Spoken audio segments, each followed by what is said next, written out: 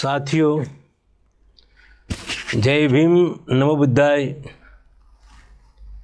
आंबेडकर दर्शन YouTube channel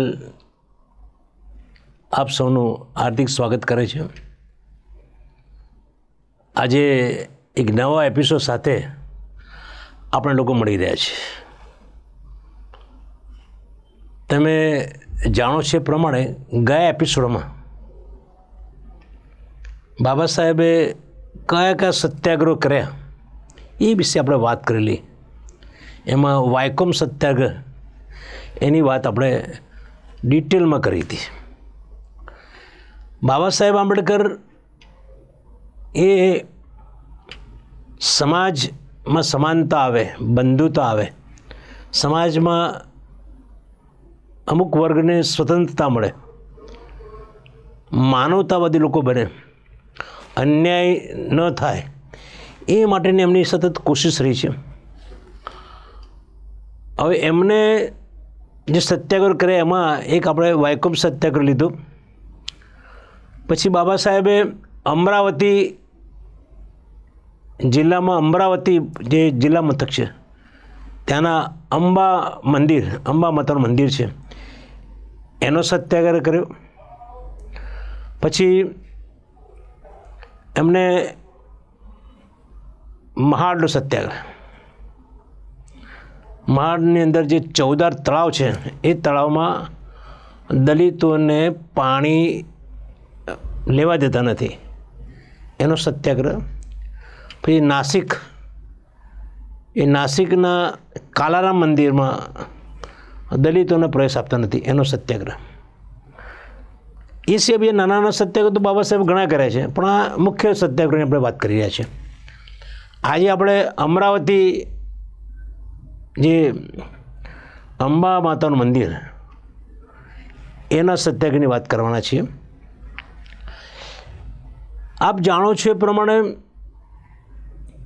કે ભારતની અંદર વેદોના સમયથી વર્ણ વ્યવસ્થા હતી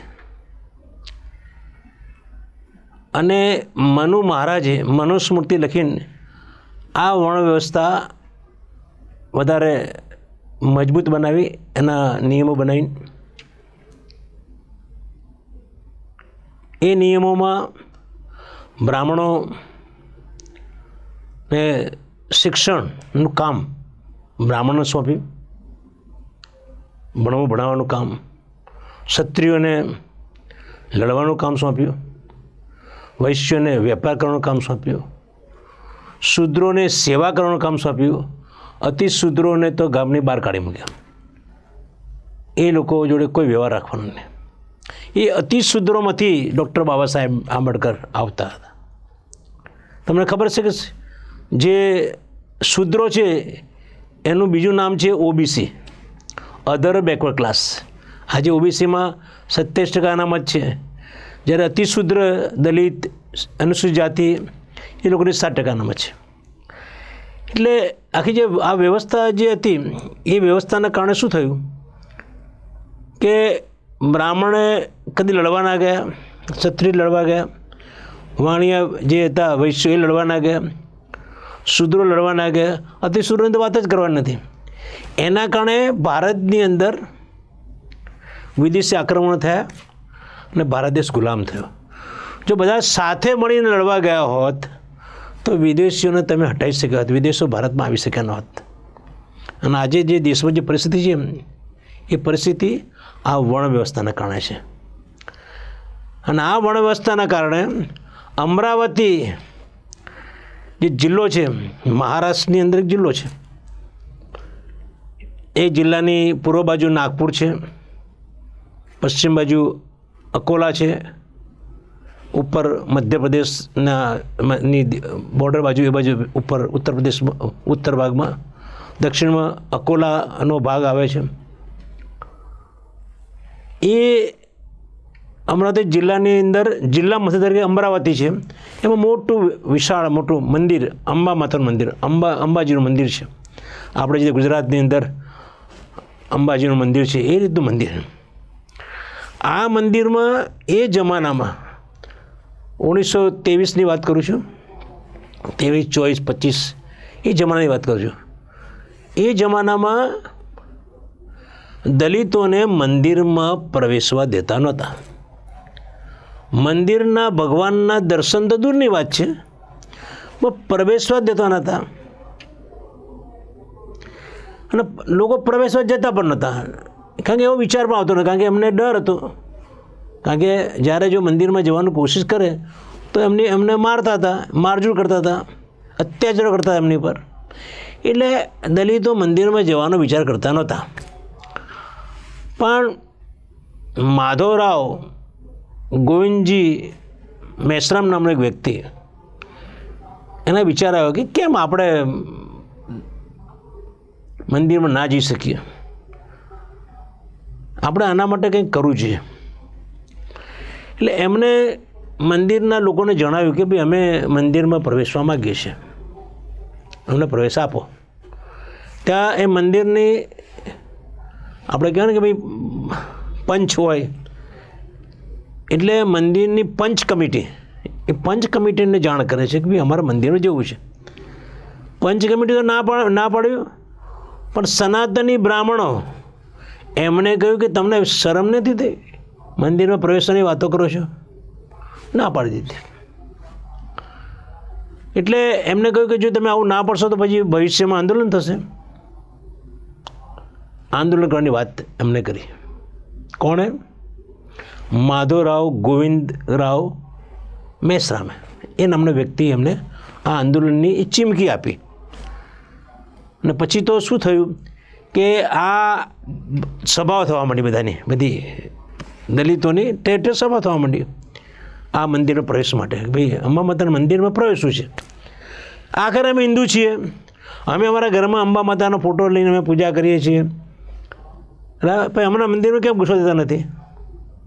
અને વાત પણ સાચી છે કે જે ધર્મમાં રહેતા હોય એ ધર્મના માતા મહાદેવના ઘરમાં પૂજતા હોય, એ માતા મહાદેવનું મંદિર જ્યાં હોય ત્યાં આમાં પ્રવેશવાના દે ક્યાંથી ચાલે? દુનિયાના કોઈ પણ ખૂણે આ વસ્તુ ચાલી શકે નહીં.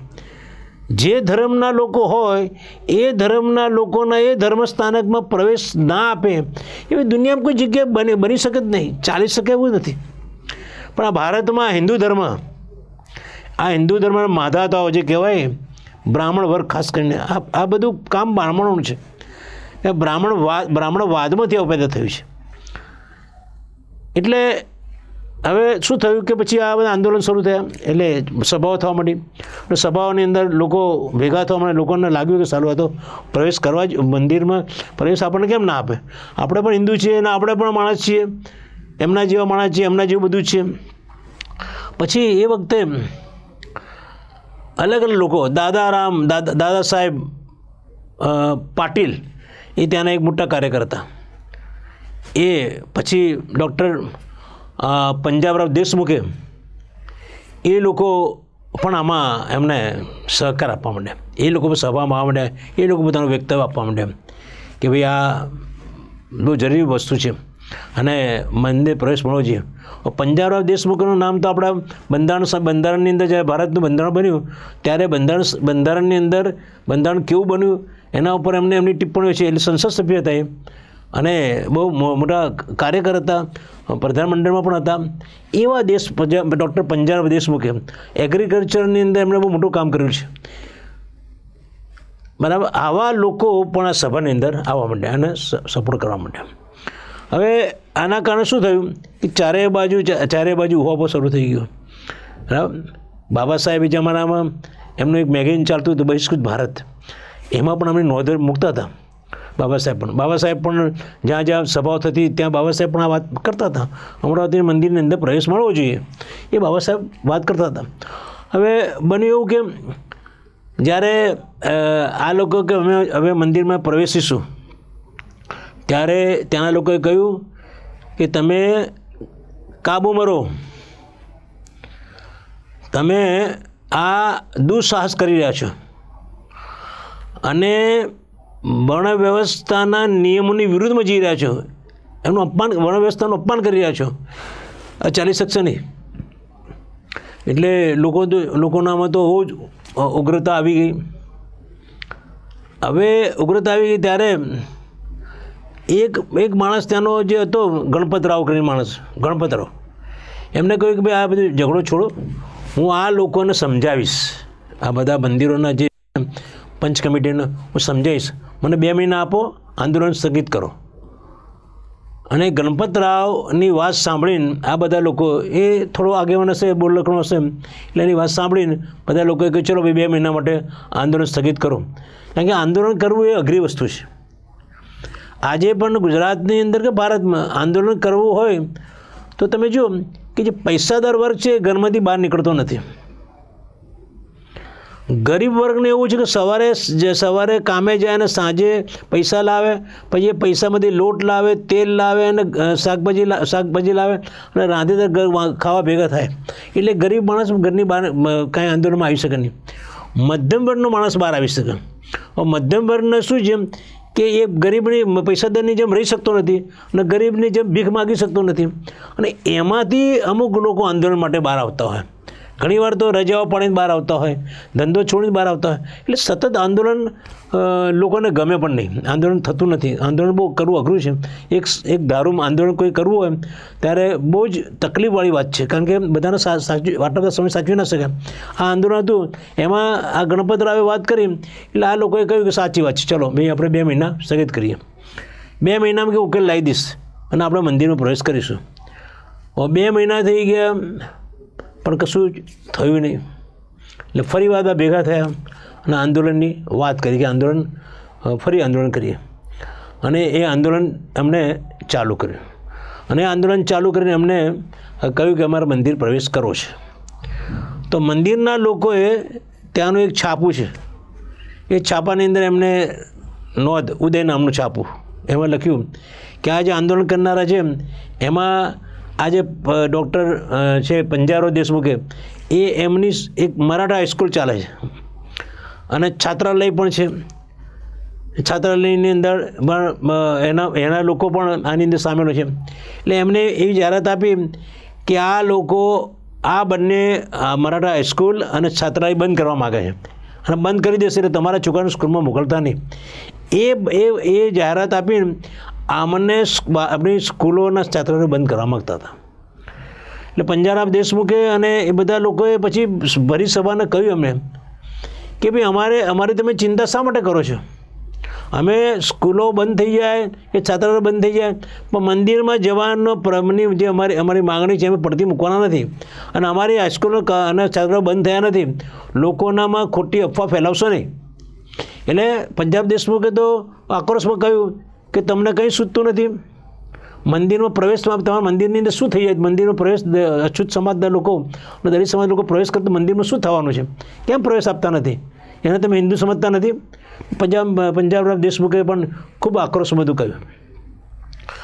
આ આક્રોશની અંદર તમે નહીં માનો કે જે માતંગ સમાજના લોકો છે એ જમાને ત્યાં મહારાષ્ટ્રની માતંગ સમાજ, એ લોકો કે ભાઈ આપણે શા માટે મંદિરમાં જવું છે કે નહીં મંદિર જવું, એ લોકો આના વિરોધ બહાર નીકળી ગયા. એનો સહકાર ના મળ્યો માતંગ સમાજનો. બાબા સાહેબ પણ પોતે એ આ અમરાવતીના આંદોલનની અંદર પોતે સહભાગી થવા માટે ઈચ્છતા હતા. એટલે એમને પણ સહભાગી થવા માટે અમરાવતીમાં ગયા. અને અમરાવતીની અંદર જ્યારે અમને આંદોલન ચાલુ કર્યું બાબા સાહેબ ત્યાં, અને કહ્યું બાબા સાહેબે કે આંદોલન પડતું મૂકવાનું નથી. તમે આંદોલન પડતું મૂકશો, સત્યાગ્રહ નહીં કરો તો ક્યારેય પણ મંદિર પ્રવેશ થશે નહીં. આ લોકો એમ કે તમે ડરી ગયા છો અને તમને પ્રવેશ આપશે નહીં. તમારે આંદોલન ચાલુ રાખવાનું છે. અને હું આટલા દિવસથી તમે આંદોલન કરો છો, હું બધાને બિરદાવું છું. તમારી હિંમતને, તમારા જે સમય આપ્યો છે અને જે સતત પકડી રાખ્યું છે એ માટે તમને હું અભિનંદન આપું છું. એવું એમનું બહિષ્કૃત ભારત નામનું જે છાપું હતું, મેગેઝિન હતું, એમાં નિયમિત એમણે છાપ્યું છે. આ અમરાવતીના કિસ્સો એમને છાપ્યો છે. હવે તમે વિચાર કરો કે બાબા સાહેબ જેવા વ્યક્તિ એ જ્યારે લેક્ચર આપતા હતા એમ કેટલું જોશો આવી જાય, બધા જોમ આવી ગયું. જોમ આવી ગયું એટલે આ લોકોએ એમને કહ્યું કે ચાલો આપણે સમજૂતી કરાર કરીએ. એટલે મંદિરના જે પંચ કમિટી હતી એ કમિટીએ આપણા આ જે સભાના જે આગેવાનો હતી, આગેવાનો મળીને એક સમજૂતી કરાર કર્યો. કે આપણે સમજૂતી કરીએ. કઈ રીતે સમજૂતી કરીએ કે તમારા દલિતો આવવાનું ખરા મંદિરમાં, પણ મંદિરની માતાજીને અડવાનું નહીં. કે અમે કઠેરો બનાવીશું અને કઠેરથી દૂર ઊભા રહીને તમારે દર્શન કરીને નીકળી જવાનું છે. અને એ પણ ચાલતા ચાલતા દર્શન કરવાના છે, ઊભા નથી રહેવાનું. ચાલતા ચાલતા દર્શન કરવાનું છે. જે રીતે આમ રેલીમાં નીકળતા હોય તો નીકળી જવાનું છે, પણ ઊભા નથી રહેવાનું. એ જાતની સમજૂતી કરાર થયો. એટલે આ સમજૂતી કરારમાં દલિતોને તો મંદિરમાં પ્રવેશ મળે ને મંદિર માતાજીના દર્શન થાય, એનાથી વધારે શું હોય? એમને તો ખુશ થઈ ગયા. બધા લોકો ખુશ થઈ ગયા અને કહ્યું ચલો હવે આપણે મંદિરમાં પ્રવેશ માટે જઈએ. બધા મંદિર પ્રવેશ માટે ગયા. ત્યાં સનાતની બ્રાહ્મણોનું ટોળું આખું આવ્યું. સનાતની બ્રાહ્મણો એમને કહ્યું ત્યાં ઊભા રહો, અંદર પ્રવેશવાનું નથી. પંચ કમિટીએ કહ્યું એટલે તમારે અંદર ઘૂસવાનું છે. મંદિરમાં પ્રવેશવાનું ને મંદિરને સ્પર્શ કરવા પર તમને અધિકાર નથી. બરાબર? ના પાડી દીધું મંદિર. સનાતની બ્રાહ્મણોએ ના પાડી દીધું, મંદિરમાં પ્રવેશવાનું નથી. પંચ કમિટી હા પાડી, અમને ના પાડી. તમે જો કેટલો બધો હોલ્ડ હશે પંચ કમિટી ઉપર બ્રાહ્મણ સનાતનની લોકોનો.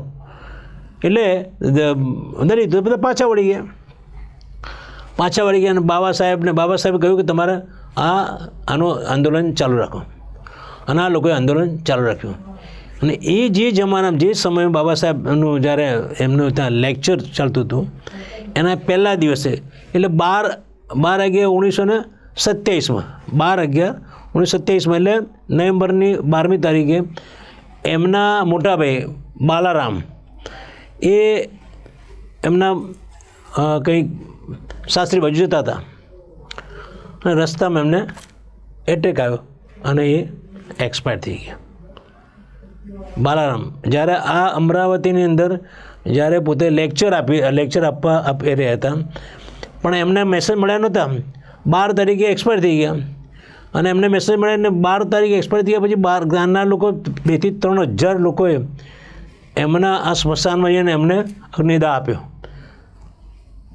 બાબા સાહેબને એમને મેસેજ બીજા દિવસે મળ્યા.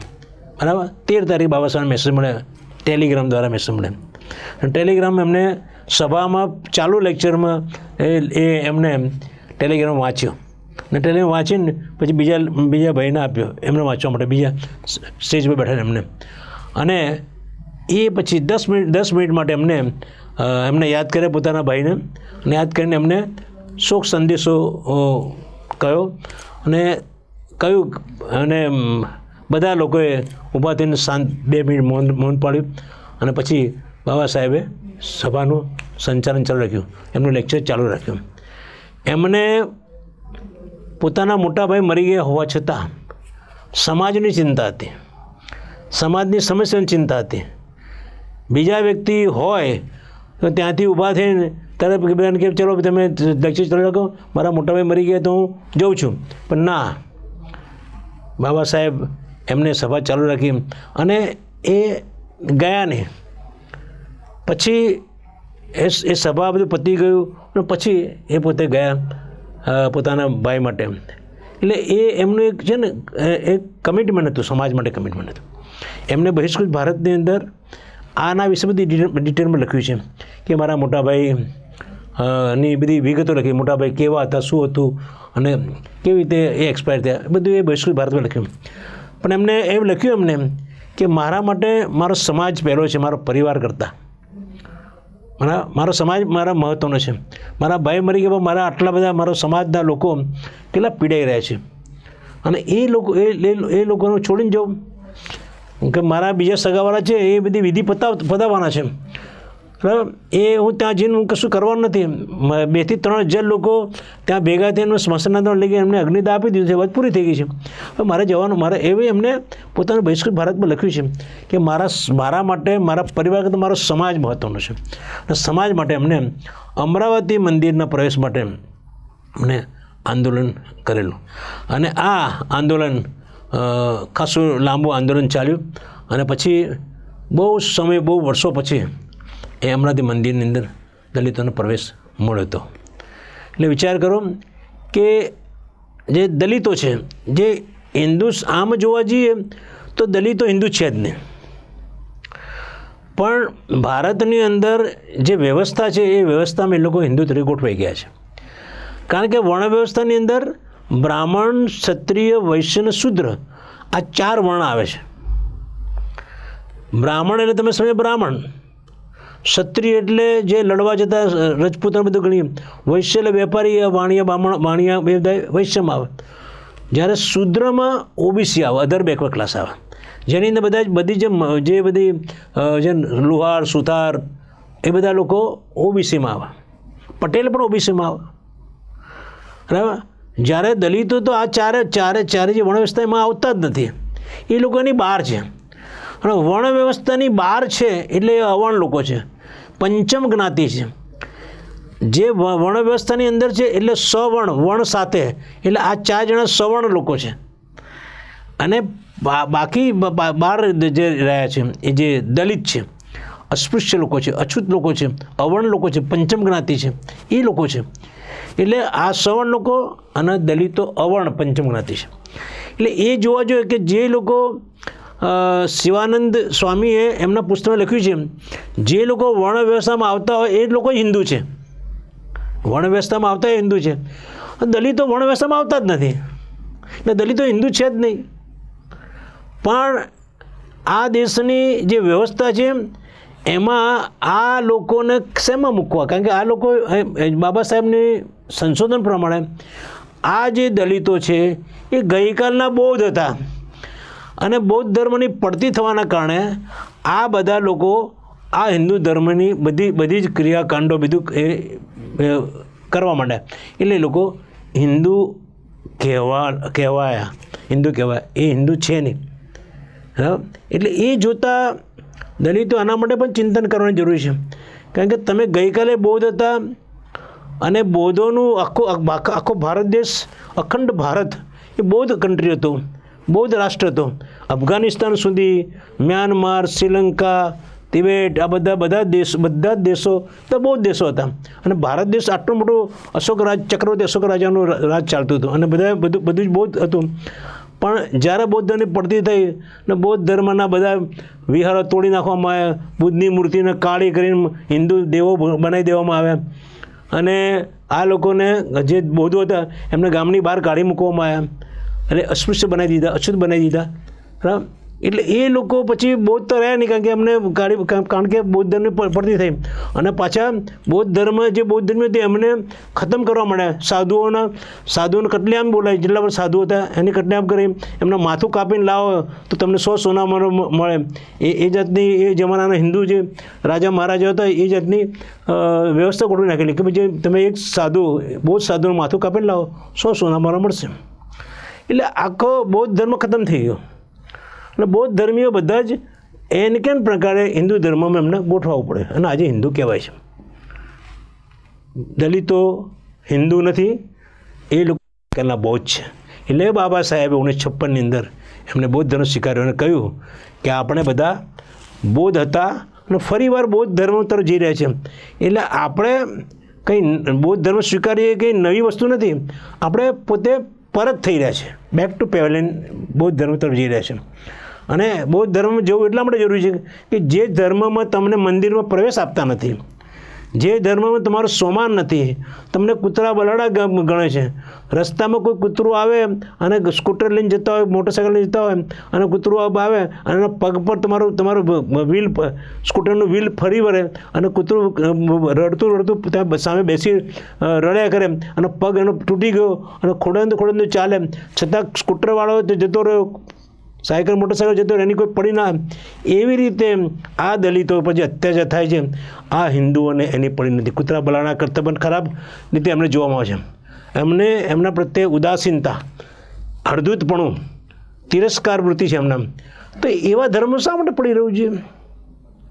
આ તો સોમાનની વાત છે. તો કાં તો તમે કોઈ કહે ને તમારે સમજવાનું.